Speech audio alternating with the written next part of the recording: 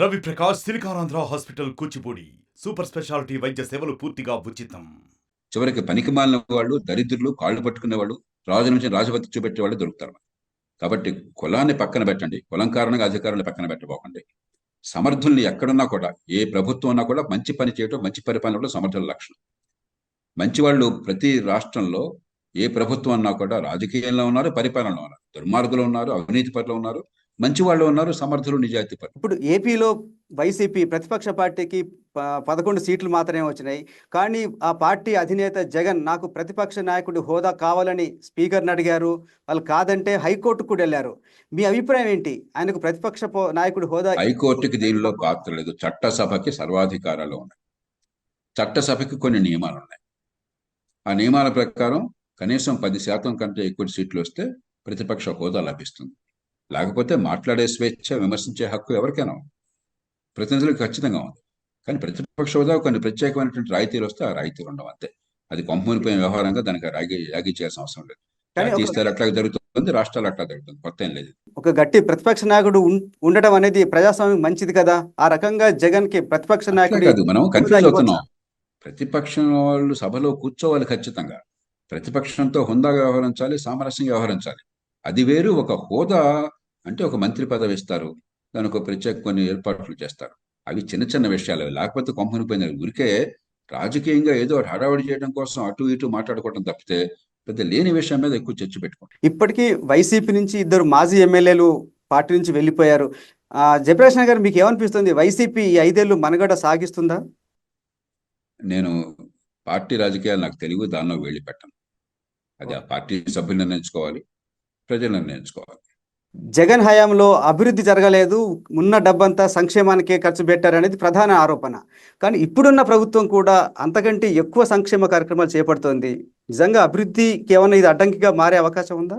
మంచి ప్రశ్న. ఇది చాలా మంచి ప్రశ్న, కీలకమైన ప్రశ్న. మనం నిజాయితీగా చెప్తున్నాను.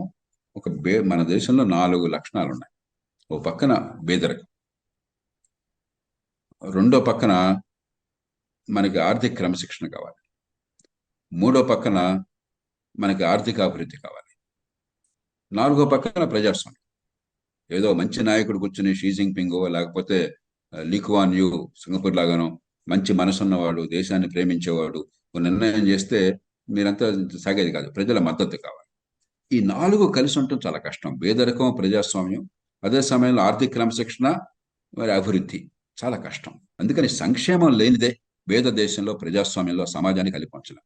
కానీ సంక్షేమమే పాలన. సమస్య ఎక్కడ వచ్చింది? జగన్మోహన్ రెడ్డి గారు సంక్షేమం ఇచ్చారు కాదు సమస్య. సంక్షేమాన్ని ఇచ్చారు, సమర్థంగా ఇచ్చారు, దాన్ని ఎవరు కాదా. కానీ సంక్షేమమే పాలన, అభివృద్ధి అక్కర్లేదు.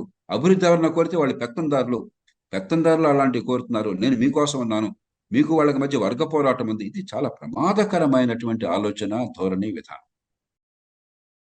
ఇవాళ చంద్రబాబు నాయుడు గారికి ప్రజలు అంత పెద్ద ఎత్తున ఇచ్చింది ఎందుకంటే మ్యాండేటు, గతంలో చరిత్రను చూసి సంక్షేమంతో పాటు అభివృద్ధిని చేపడతారు, మౌలిక సదుపాయాల కల్పన చేస్తారు, ఆర్థిక క్రమశిక్షణకి బాట వేస్తారు, పెట్టుబడులను ప్రోత్సహిస్తారు.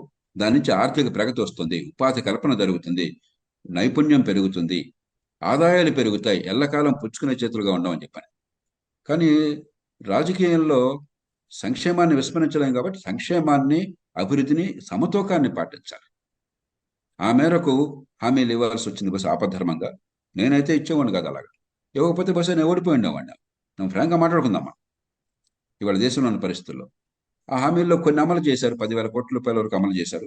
మిగతావి సమయం ఇప్పుడు వనరులు లేవు కాబట్టి ప్రజలకు నచ్చ చెప్పి కాలక్రమేణా చేయాలి. ఈలోగా ఆర్థిక సరిదిద్దడం కోసం, మౌలిక సదుపాయాల కల్పన కోసం, పెట్టుబడుల కోసం, మరి ఆర్థిక అభివృద్ధిని పెంచడం కోసం గట్టిగా కృషి చేయాలి. చేస్తారని నమ్మకం ఉంది కాబట్టి, ఆ విశ్వాసం ఉంది కాబట్టి ఆయనకి పట్టం కట్టారు.